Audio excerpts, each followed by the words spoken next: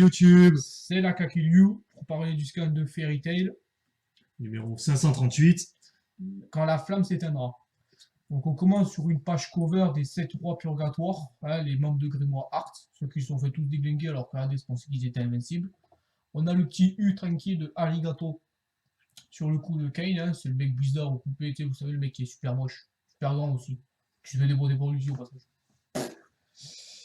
Ce qui est le U de Arigato. Donc il nous reste 8 scans, donc ça risque d'être compliqué pour les lettres à mon avis. Soit il y aura des doubles scans où on n'aura pas de lettres, puisque pour moi il reste Go, Za, I, Ma, Se, soit 5 scans, donc 3. Ouais, 3 doubles scans en fait, ce qui enlève. C'est ça. Attends. 2, 4, 6, 7, 8. Ouais, 2 doubles scans. C'est ça. Et donc, du coup, le scan démarre donc avec le passage donc, où l'on voit donc Lucie qui finit de réécrire le livre de End, notamment. On voit qu'elle souffre en position assez sympathique. De toute façon, Ouais. c'est Lucie, il faut faire du fan service. C'est Fairy Tail, on voit qu'elle est dans une position. Hein. Je suis sûr, j'ai déjà vu la même position dans un time. Ouais, moi je me rappelle pas. Et, et donc du coup, donc ça continue là-dessus. On voit quand même qu'elle souffre de ça, que la magie du démon donc est en train d'essayer de s'emparer d'elle. Grey fait ce qu'il faut en utilisant sa magie de Demon Slayer. On dirait presque qu'il lui pète le bras. Il la prend, et on veut dire presque, tu sais, il a peut-être déboîté l'épaule, donc il utilise sa magie qui marche donc.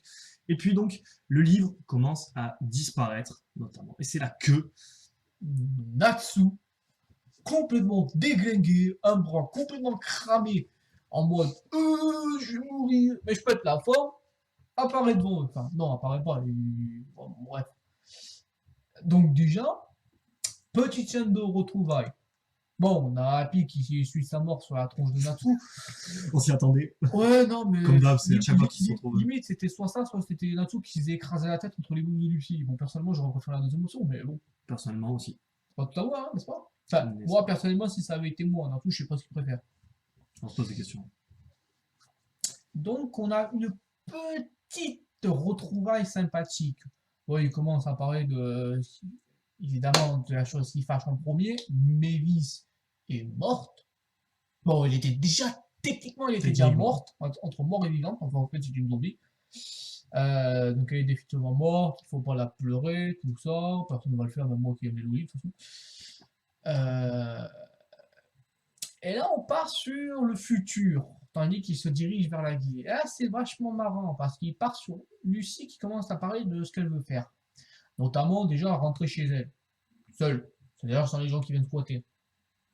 On verra ça plus tard. Hein. Ouais. Enfin, s'ils survivent. Bon, il reste rien. Ça, vous comprendrez pourquoi plus tard. D'ailleurs, je me demande si sa maison est encore debout après tous les ravages qu'il y a eu dans la ville. Quelle maison? Ah ouais, merde. Quelle maison? Ouais. Il n'y a plus rien. Et notamment qu'elle veut continuer d'écrire ses romans, tout ça, hein, que seul les vues a lieu pour l'instant. Je crois qu'on a tout à essayer, mais bon, en fait. C'est lire? Bah oui, mec. C'est une question. Sinon, comment il ferait pour prendre ses missions? Mec, il voit que les chiffres. C'est les chiffres. Non, un peu de respect pour Natsu. C'est lire, il a été appris par Erza et Farinil. Ouais, c'est vrai, exact. Plus ou moins forcé quand même. Ouais, vraiment forcé, je pense. Et aussi également une petite Lucie qui dit je veux aller chercher la clé de Aquarius. Bon, évidemment, Happy tout de suite. Oh, Sakana! Oh, putain. Bref. Et là, on a un petit Grey tranquille qui dit ouais, il faut que je m'excuse à Juvia. Excusez, non, parce qu'il l'a laissé un peu à moitié morte. Mais. Bon, c'était pas totalement de sa faute. Un peu quand même. Donc, du coup, ça va être sur les retrouvailles entre les deux. Ah bon, en fait, non, c'est Juvia qui va lui sauter dessus dans les bras en mode Grey, ça va! Bref. C'est ça. Et là, un petit problème apparaît. Petit, ne vous inquiétez pas, il est pas énorme. Juste Natsu qui se volatilise. Pouf! Comme par magie. Ouais, c'est 5-6 pages après que le livre est disparu. Après son retour, quoi, en gros. Ouais, à peu près, en fait. Il y a, voilà, donc, bon, où est-ce qu'il est passé, on en parlera un peu après. On a chacun une théorie. Enfin, il y en a plusieurs. Il y a plusieurs théories. On n'a pas le même avis. On en parlera après, on fera chacun notre truc. Il y avait également un petit passage aussi qu'on a sauté sur, bon, on voit un peu Jellal et Erza tranquille, ils ont échoué sur une île. C'est-à-dire qu'il y avait une île au milieu de l'océan qu'on n'avait même pas vue. Je sais pas où est-ce qu'elle était. Alors peut-être qu'ils ont réussi à rentrer sur Terre aussi, ils étaient pas loin. Il me semble que c'était une île. Il me semble que c'était un caillou. Oh, peut-être. Enfin bon. Et donc, du coup, donc, on les voit. Donc, Jelal qui dit oh, j'ai survécu. Ouais, non, Ah, mais mais lui, on se demande comment il a fait pour survivre. je t'interromps par contre, Vas-y. Jelal qui se tape le lapilon, ouais, c'est-à-dire la tête sur les genoux d'Erza, il doit être bien content quand même d'être en vie pour se taper ça. Mais il peut pas avoir sa tête, par contre, je pense. Hein? Ah, vu la paire de boobs qu'elle a, tu vois passer ça. Tu vois pas sa tête.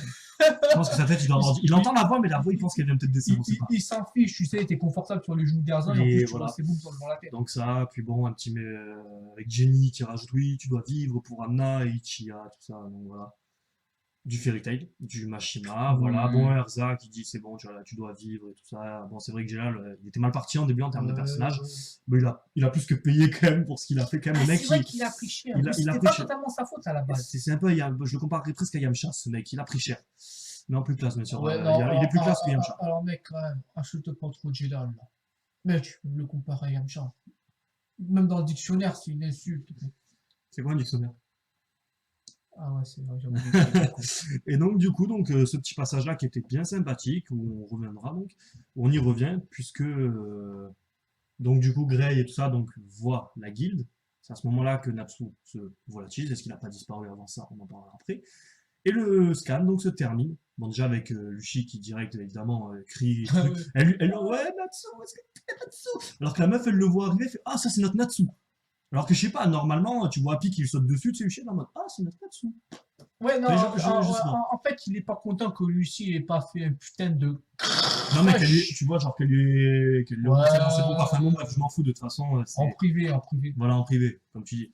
Et donc, du coup, ben, on voit les 3 dernières cases qui montrent donc Wendy, qui lève la tête et qui regarde dans le ciel. Ouais, Wendy, tranquillement. Lève la tête par hasard. Et là, on a un deuxième petit problème. Il est plus gros celui-là, je pense. Ouais, j'y viens. Ou une craque qui apparaît dans le ciel. Alors, ça veut dire que c'est la putain de faille spatio-temporelle là. Qui est en train d'exploser complet. Alors, On sait pas qui c'est.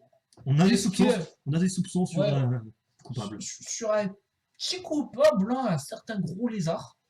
Hein, bon, le lézard, il peut un peu détruire le monde s'il s'y met, mais Il a mis 400 ans, ça fait 400 ans qu'il peut le faire, c'est bien. ça reste un gros lézard. Je veux dire, j'en connais qui bouffent des trucs beaucoup que ça. Oh oui, c'est clair. Et donc, du coup, le chapitre finit sur ça, avec le titre du prochain, l'effondrement mondial. C'est pas. Bon, on est dans Fairy Tail, donc l'effondrement mondial, ça va pas être l'économie. Hein. Ah, je vous rassure tout de suite. Ah non, non, non, non. Celle-là était pas mal. On n'avait pas travaillé. Ouais, je sais. Et je suis venu comme ça. C'est pas l'économie du tout. Non, non, là, c'est le monde qui va se prendre des baffes titanesques. Ah ouais. Ah, et donc, du coup, plusieurs théories. Donc, on va commencer sur Natsu. Qu'est-ce que t'en penses? Moi, je vais dire ma théorie. Ma théorie, pour moi, c'est simplement. Elle est un peu tirée par les cheveux. Pour moi, simplement, Natsu a senti le danger. Je vais expliquer pourquoi. Pour moi, c'est le retour d'Aknologia. Si c'est un retour d'Ichiya et Anna, je suis mort. Je suis décédé. Je fais pas la prochaine. Je déconne pas, je fais pas la prochaine review. Non, mais si Devant vous. Si c'est le retour d'Ichiya et Anna. On stoppe. Je pense que vraiment, même s'il reste que 7 scans, pour le coup, il en sera que 7, je stopperai Fairy Tail. Pour moi, tout simplement, c'est simple. Au moment où on voit la timeline se craquer, il montre la personne, enfin Mashima, montre Wendy, qui est une Dragon Slayer. Cette timelapse qui est en train de se réouvrir de force, puisque c'est pas une ouverture propre ronde comme avait fait Anna ou Zeref, tu vois. Non, non. C'est que vraiment, en fait, il y a un mec, il est dedans, il est en train de taper un peu dessus, voir s'il y a quelqu'un qui va ouvrir. Non. Du coup, il défonce tout. Cette personne, c'est Agnologia. Agnologia, son but, c'est les Dragon Slayer. Il montre un Dragon Slayer comme étant Wendy en premier. Pour moi, ça veut dire donc que Natsu aurait flairé le danger. Il est parti. C'est vrai qu'il est dans un très sale état que, bon, dites, s'il s'en va en courant ou en volant, Happy. Non, c'est Agnologia le danger. C'est pas Margir ou Cobra quand il s'était battu avec Happy qui le tenait dans son combat contre Cobra. Non. Là, c'est Agnologia, c'est-à-dire que moins il y a de personnes sur le champ de bataille, moins il y aura de morts. Donc pour moi, Natsu ne s'est pas volatilisé, n'est pas mort. Parce que les morts dans Fairy Tail, même Makarov. Bref, on va rien dire. On va rien dire. J'ai déjà gueulé assez fort comme ça. A survécu. Donc Natsu ne va pas mourir. Natsu va aller devant Agnologia. Il survivra. C'est comme ça. La logique, il se fait déglinguer. Pour moi, il est parti vers Jelal et tout ça. Parce qu'on rappelle que Wendy est au même endroit que Jelal et tout ça. Ce qui fait qu'Agnologia, si c'est bel et bien lui, s'il sort en dragon, en humain, il va atterrir au-dessus d'eux. Et à mon avis, j'aimerais vraiment pas être à leur place. Et c'est là où on a un petit désaccord. Parce que pour moi, Natsu, il a disparu, pas disparu dans le néant, parce que le livre a disparu en même temps et Zeref est Mm. mort, mais quelque part. Je rappelle que Zeref, ayant pris le contrôle de la faille spatio-temporelle, appelle ça comme ça, je m'en fous, il a gagné le contrôle sur l'espace et le temps. Bon, c'est des concepts, on va pas partir sur des trucs compliqués, c'est des trucs qui sont quand même en haut. Donc pour moi, soit Natsu a disparu dans la faille, soit il a disparu tout court et il est mort. Donc autant on peut dire qu'il est disparu dans la faille. Parce que pour moi, parce qu'il aurait pu partir. Le problème, c'est que ils sont dans l'eau. Enfin, ils sont, comme ils disent, Sur une sur île. un rocher, au milieu de l'eau. Donc, le temps déjà de nager à tout le tralala, que le gars, il aura le temps de tuer tout le monde. C'est ça. Surtout qu'il a qu'un mois en plus. De deux, le faire, je veux bien qu'il le sente et tout le tralala, mais la première chose qu'il fait, c'est pas courir vers eux, déjà. Ah, c'est prévenir quand même, peut-être gueuler un coup qu'il y a le gars qui redébarque. Et de trois, Axoloria est un dragon.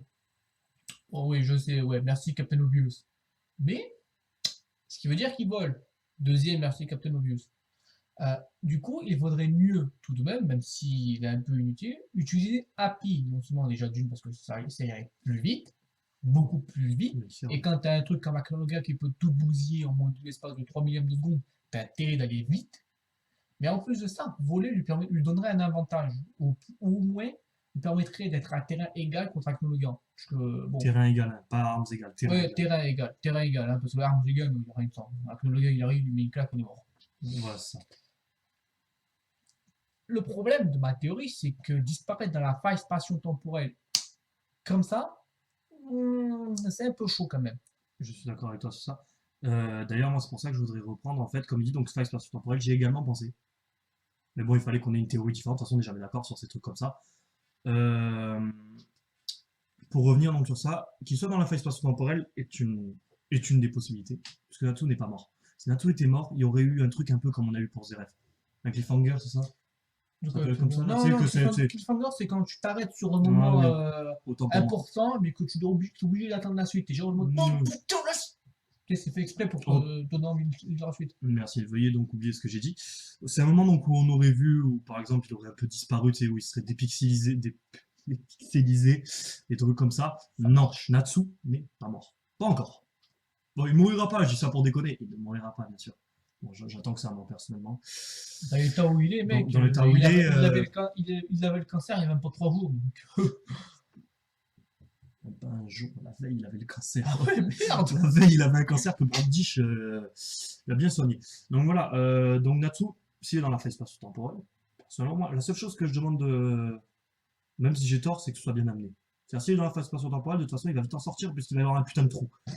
Maintenant, pour revenir à ça, si donc Arnaud Garde ressort, je trouve ça totalement débile de même parce que il reste 7 scans.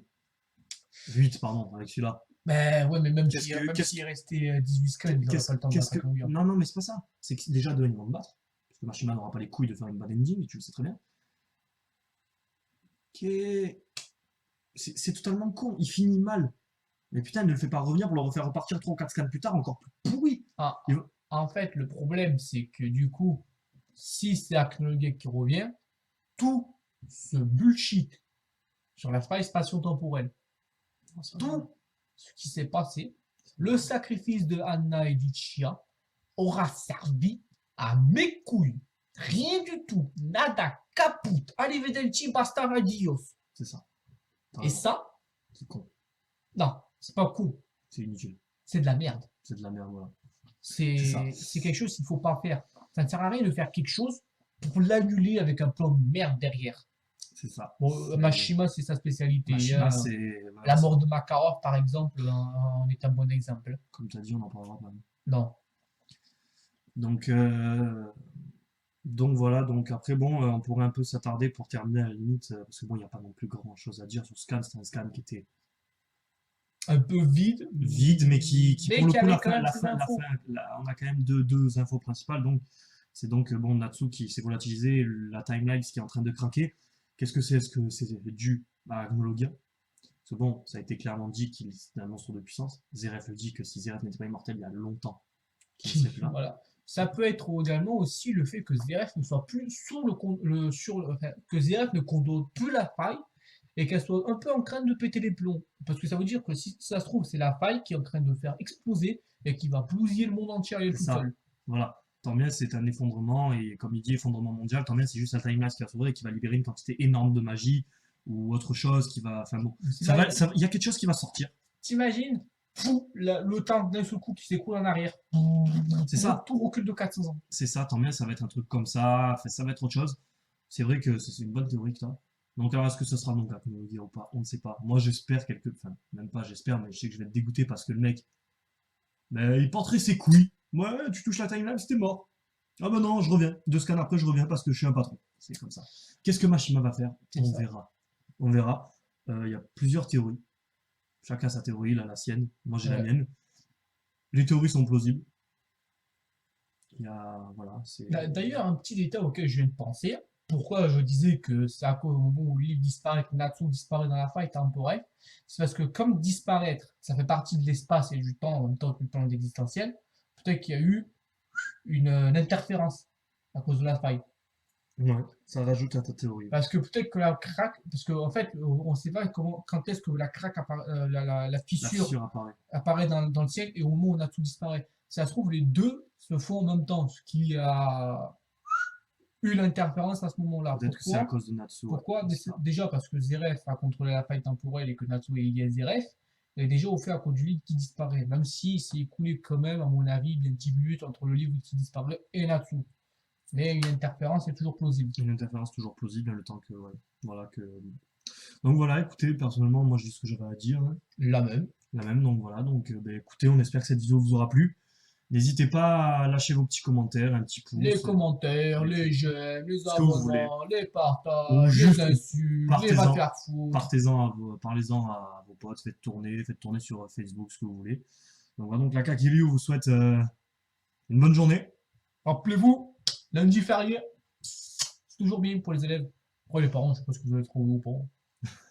Lui par exemple, il va rien foutre de sa journée. Hein. Ouais, si, sûrement jouer à FIFA, comme d'hab. Donc voilà, donc la Kakiliu vous souhaite une bonne journée. Et à bientôt. Tchuss. Tchuss.